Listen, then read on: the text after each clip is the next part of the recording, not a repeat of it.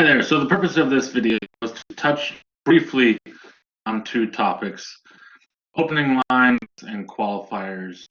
And the reason that I am including these two topics in this video are because they relate to common issues in many of the drafts that I've seen for your second essay.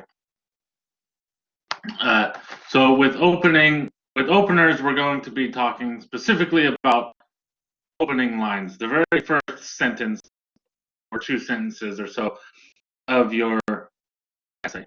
So let's get into it. All right, so the specific issue I want to address with regards to openers is what might be called the problem of the since the dawn of time beginning, right? Which has, since the dawn of time, this has never been a good way to start an argumentative essay. Except, of course, for those rare times when it is, because there are exceptions to every rule. But more than likely, you will not be dealing with one of those exceptions in anything you write in this class. The only time using the opener since the dawn of time actually makes sense is if you're talking about something like astrophysics or something like that. You know, if you're going back to the Big Bang, the true beginning of time, however that might be recorded, which you certainly won't be writing about in this class, and probably most of your classes. So what I mean by since the dawn of time, it doesn't necessarily mean this exact phrasing. I'm just referring to any opener that is too broad, too sweeping, anything that's all-encompassing in this sort of way. It's not really situating the reader in any conversational position. In fact, the reader is immediately lost because there is no positioning established. It's this sort of big giant sinkhole right at the beginning of an essay, right at the most crucial time when you want to draw the reader in. Instead of giving them a foothold, you've created a hole for them to fall into. This is partly because they're frequently inaccurate. We'll look at some examples here in a second. Plus, they're banal, right? They're overused even though they're highly ineffective. This style of opening, these grand sweeping statements. Overused and hyperbolistic to the point of being unintentionally funny often, right? They're often laughable. They create this sort of melodramatic feeling, this melodramatic mood that doesn't. It's not stepping into the realm of logic. Let's look at some examples. So openers like this are fit for the cutting room floor, as it were. Something like technology has evolved throughout all of history so that we could use it to better communicate in our society today. Right, so in terms of inaccuracy, first of all, technology is a concept, right? And by the way, if any of these sentences seem similar to something you wrote, it's not because I ripped them from anybody's papers. It's just because these are very commonplace. There's a sort of I've sort of averaged out a kind of sentiment and distilled it into these examples of openers, and I've done one for each of the prompts, one that's sort of an illustrative of a lot of openers I found for each prompt for the essays that you're working on. Right, so that just reinforces what I said a moment ago about these being banal and overused, despite being ineffective, right? So technology has evolved throughout all of history so that we could use it to better communicate in our society today. So the problems of accuracy with this, right? So not all technology means a kind of scientific application, a practical application of scientific knowledge. Not all of that has to do with communication, first of all. And there's no way to prove in any meaningful way that throughout all of the ages, all of humankind, every application of scientific thought that they've developed has been with the goal of making it easier for us to communicate today. I'm sure that there are plenty of instances of people developing technologies, applying science with thoughts of future generations, but it's sort of irrelevant to whatever you're arguing. Most of the time, especially for this prompt, for what you guys are writing about right now, it's not really relevant if somebody in the in prehistoric ages, the cavemen, if they were developing wheels and fire and whatnot, with the aim of making it easier for people to communicate today. They weren't thinking about our society today. They had no real concept of our society today. And that's the most extreme example, but we could also talk about, the printing press, say, right? Which could be deemed a kind of technology. That's not really applicable. You don't want to go back through all of human history and try to connect it to today. You're not writing a book about the concept of technology. You're writing about specific technologies. For most of you, that means the internet and social media, computers and phones and associated devices, right? So you want to narrow it down. Here's another one. Throughout history, Americans have placed the founding fathers on an undeserved pedestal. So there's a couple of big issues here. First of all, this sort of works on, or at least implies, that history began with the founding of America, right? America has only been around, really, even as an idea, for a few hundred years at best, depending on how you quantify that, right? There are the American colonies, but America as a country since 1783. So at worst it's pompous, and at best it's just woefully inaccurate. It's these broad, sweeping, unquantifiable claims. Here's another one. People everywhere have always enjoyed the benefits of nature. Nature seems to trip a lot of people up. Nature is just this, the word nature itself seems to be this kind of trap that allows people to fall into this hole and develop this hole for the reader to follow into.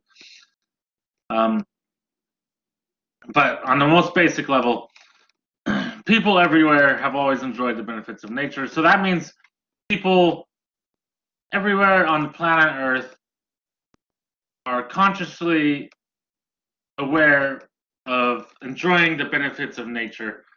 But where does this get us? What benefits are we talking about? Are we talking about natural resources, or are we talking about the aesthetics of nature?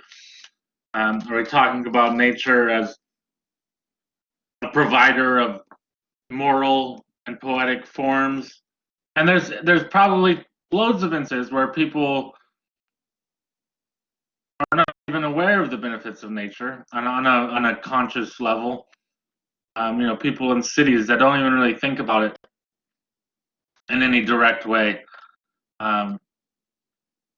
Outside of the abstraction of saying, "Oh, nature is beautiful, nature is lovely," and there's probably there's a lot of people that find nature to be a great struggle and want to overcome nature, and perhaps extract its benefits, because we need things like food and air and all that to survive on, and that comes from nature. But there's a difference between exploiting and conquering nature and enjoying the benefits of nature, right? So you want to be very careful about the language. You want to be very narrow, be very specific. Being narrow, sometimes I think maybe using the word narrow can sound like this sort of negative thing, but it's a great attribute, in fact, for an argumentative essay to be narrow. To be very, you don't want to try to describe circumstances that apply to everyone, everywhere, throughout all of human history, all the way back to the Neanderthals or what have you, right? Because it becomes meaningless. There are ways to construct philosophical arguments that might employ these universal abstractions, but that's not really what most of you are doing with these essays. So it's best not to try to set it up that way, because again, it just creates this hole for the reader to fall into. Here's a final example of an opener that should be eliminated. Everyone knows that American corporations have always valued profit over people. But what happens when people see the pain caused by corporations to other people? Right. So again, everyone, using a phrase like everyone knows, well, how do you establish that? A lot of people would disagree with this statement. A lot of people would say that there's many corporations that, in fact, value people over profits, right? Where profit is not their main concern. There's a lot of philanthropic, CEOs and so on and so forth. So you can't say that everyone knows something unless you've gone around to everyone. In this case, you haven't even applied every American, say, right? So this says that everyone in the world knows that American corporations have always again, there's also this sort of there's this feeling of almost arrogance, of self-centeredness, right? Everyone is thinking about America, and again, I know that if you wrote something like this, that's probably not how you're thinking about it, right? But that's how it reads. It's also problematic to start off with a question. Incorporating questions into an argumentative essay is tricky because you do want to establish a conversation, but you're also setting out to make an assertion, to answer questions rather than to pose more questions, right?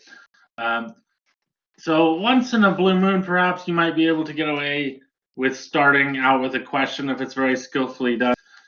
But 99.9% of the time,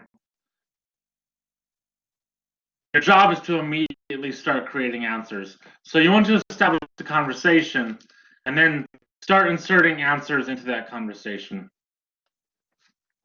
So let's look at some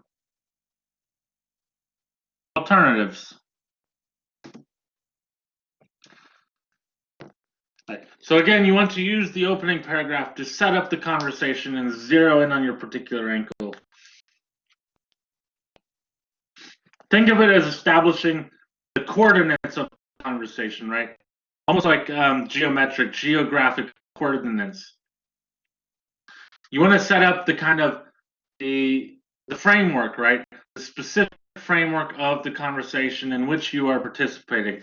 And many of you will find comments like this written on your papers by me to avoid the passive voice. Many of you will find that I have written comments along those lines on your papers.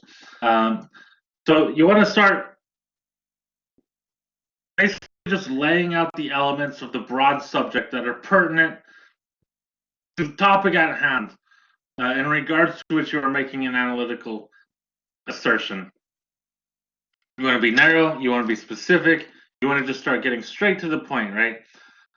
Never mind, especially when talking about broad concepts like technology or nature, right? You want to get to the parts of those ideas that matter. So something like technology, which a lot of you wrote about. Technology is kind of a concept, right? So you want to get to the manifestations of technology, the examples of technology that matter, that start setting up a conversation, a discussion, particular points that the reader can latch onto, footholds, okay, stepping stones for the reader to begin this journey of pages with you, rather than a hole for the reader to fall into, to step into and be lost in time and space. You want to establish points of time and space, right? Concrete wording. So here would be maybe a good way to start off with an argument about technology of the kinds that many of you are discussing. A statistic can often be a great way to start out, right? If you want to talk about precision and specificity, narrowness, statistics are, pretty specific, right? So an example might be, according to a recent Pew Research Center data poll, about 70% of Americans currently use social media every day to share information, observe news, and interact socially. So a quote of this kind, it gives us a sense of time, right? Because by the mere fact of it being a statistic, the date is important. It shows us why it matters, why this thing matters, because a lot of people, a lot of Americans use this. It pertains to a lot of Americans. It's relevant. And also, just by the wording of Americans, it gives us a sense of a narrow topic, right? Americans. We're not talking about all people everywhere, all over the world. And instead of technology, right, we have the very specific category of technology, social media. And we get to see right away some of the applications of social media that this argument might be pertaining to. Information, observing news, and interacting socially. Right? So we have these very specific coordinates of the conversation. Very specific topic, very concrete. Here's another strong opener. There is an oft neglected but crucial distinction to be made between the concept of a memorial and that of a monument. Okay, so this gets us right into it. So if you were talking about the Founding Fathers, say, we don't necessarily know that you're talking about the Founding Fathers right off the bat, but we have established these different kind of categories that start setting up a conversation, right? There's a point of divide, there's a pivotal point, it hinges on something, which is the difference between a memorial and that of a monument. It's not making a universal claim, it's making a claim that this distinction is often neglected. It's a little bit more realistic than saying something like people always neglect the crucial distinction to be made between the concept of memorial and a monument, right? It's not saying that everyone neglects this distinction, but that it's often neglected, that it seems to be frequently overlooked. So a paper that opens with a line like this, the first paragraph would then go into briefly explaining that difference, briefly explaining that distinction. And then if it was going to be about the Founding Fathers, then it would set up a thesis saying that the Founding Fathers are worthy of memorialization or monumentalization. Okay. Again, very concrete, very precise, very specific, as setting up the outlines of a conversation, clear outlines, clear parameters of a conversation, rather than putting the reader into a vague, amorphous space, the boundaries of which might even be inaccurate. So here's the third example. This is actually 2 sentences, but I did 2. Nature is so tricky, it's worth doing 2. And also a quote is another good way to often start out. But the quote should be, something meaningful, specific. It shouldn't just be generic. If you could just as easily take the quotation marks out of it, and it sounds like something that 100 other people might be saying if this topic immediately came up. And it's not necessarily a great quote to use. But in this case, Cormac Cullinan's article, If Nature Had Rights, makes a valid case that the American legal system is unfairly partial to corporations over nature, stating that in the eyes of American law today, most of the community of life on Earth remains mere property, natural resources to be exploited, bought, and sold, just as slaves were. But although Cullinan soundly identifies the failures of the American legal system to include nature like corporations in its democratic union, he never really explains why nature shouldn't be treated as mere property. Okay, so again, this is setting up the conversation. A quote like this is kind of striking. It's a little bit shocking to say that nature, to draw a kind of equivalency between nature, the exploitation of nature, and slavery.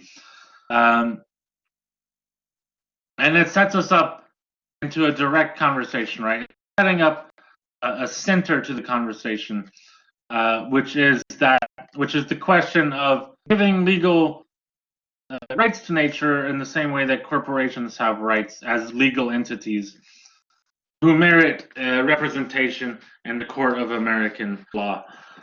Okay, it's also giving a brief indication of Cullinan's argument and suggesting how it's then going to build on Cullinan's argument, right?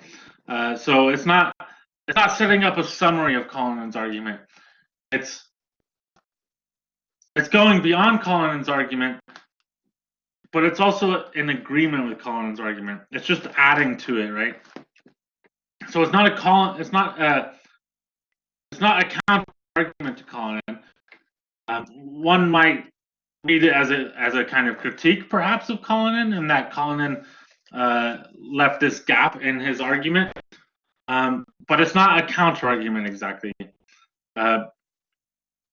Presumably, if you read these two lines, you would assume that the author of this paper is then going to explain why nature is deserving of rights. Not just whether or not nature should have rights, and what having rights means, what nature having rights means, but it's going to be establishing reasons, right?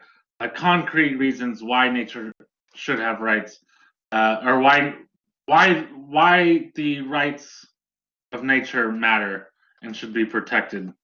And we also have that other discursive coordinate of corporations. That's setting up another boundary of the conversation, right? Because it's not saying that nature should have rights like individual people, but it's pointing to this other entity which Cullinan suggests, the entity of corporations.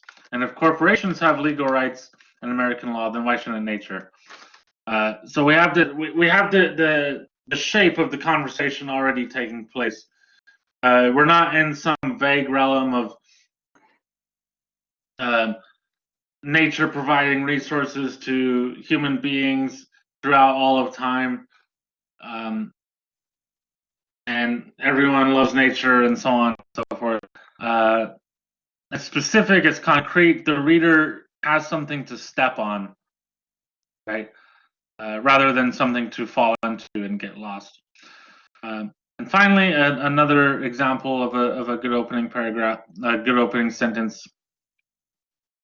Many of the people making the goods enjoyed regularly by the average American consumer are like lobsters boiled alive. So, based on the syllabus, you might assume that this paper would be preparing to talk about David Foster Wallace's Consider the Lobster. Instead of saying all Americans, it makes a claim about the average American consumer. Things like this. The average American consumer, unless you have a statistic to back it up, is still a little bit hard to support, but it's much more realistic than saying all Americans.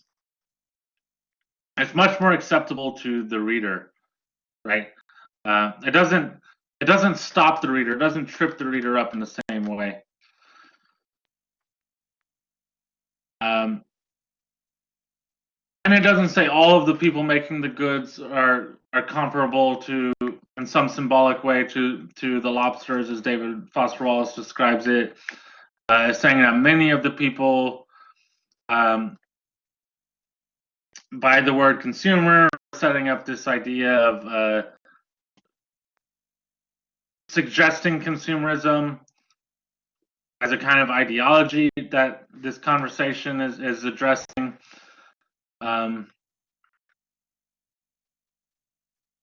And it's also slightly provocative, right? To, in this first line, to compare people to lobsters boiled alive. What does that mean? The reader might ask, what does that mean? The reader wants to go on to the next line to find out what that means, presumably, hopefully. It's more concrete, more precise, setting up a conversation, it's setting up the geometric points of this conversation. All right, so many of you will find comments and feedback from me in your papers where I'm making similar statements to those I just said, similar comments. So just be on the lookout of that. Get out of the habit of creating these broad, overarching, all-encompassing statements that are in no way quantifiable or supportable or provable or even interesting, right? Again, if nothing else, one of the biggest problems with these since the dawn of time statements is that they're banal. They're banal and they're hyperbole. They're kind of boring, right? Well, think of it this way. If they're in so many papers that I felt a need to make a video about it, then they're probably overdone. And if there's one thing you don't want to do in your writing, is to create cliches, right? So strive for uniqueness, singularity. Write as if the words matter, right? As if they mean something. Every word that you put on the page should be progressing the paper in some way. Every word counts. And a false step allows the reader to slip. Two false steps, too many words, too many wrong words, too many vague words. The reader starts to get lost and falls off. And it's hard. Nobody said it would be easy. That's what you want to strive for something, and that starts with writing as if the words matter. The words mean something, and they mean something in the reader's mind, and they direct the reader towards a certain course of thought. So always be mindful of where you are taking your reader, where you are directing your reader. All right, so moving on to the next topic, which is qualifiers. Now we're going to talk about qualifiers and intensifiers. Which are qualifiers and intensifiers are words or phrases that are added to another word to modify its meaning, either by limiting it, he was somewhat busy, that's an example, or by enhancing it, such as the dog was very. So qualifiers can play an important role in your writing, giving your reader clues about how confident you feel about the information you're presenting. In fact, hedging, as it is sometimes called, this idea of hedging means limiting your confidence in a way.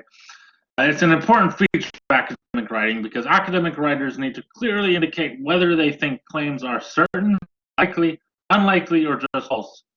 But excessive use of qualifiers can sound unsure of your facts, and it can also make your writing too informal. So again, this comes back to the idea of writing like the words mean something, right? Even these little words like all, sometimes, you shouldn't be frivolous with your language because these words create a sense of something, and they denote something, right? So if it's not true, if it's not provably true, then you should try to avoid saying it. This also kind of relates to the since the dawn of time openers, right?